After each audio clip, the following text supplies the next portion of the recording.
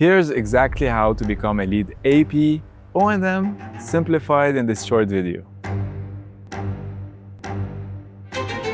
First, what is a LEED AP? A must-have in today's building industry. It proves you have green building skills and makes you highly valuable to companies. BD+C is for new construction and major renovation, whereas O&M is for existing projects already in operation. ND is for large-scale community projects, ID+C is for interior fit-outs, and homes is for residential projects. O&M, operations and maintenance. When you become a LEED AP O&M, you're streamlining the certification process for existing buildings. You're optimizing the daily operations and reducing the environmental impact. To take the AP exam, you only need a LEED Green Associate. No minimum experience, no background check. Anyone with a Green Associate can register for the AP exam. Not a Green Associate yet?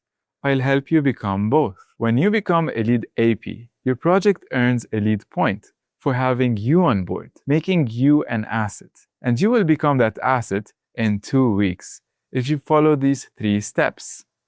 Week 1, watch my simplified training. You can enroll by clicking the button below. Week 2, practice using the tests and flashcards. Finally, register and schedule your exam. I'll guide you through each step inside the training. So what to expect in the official exam?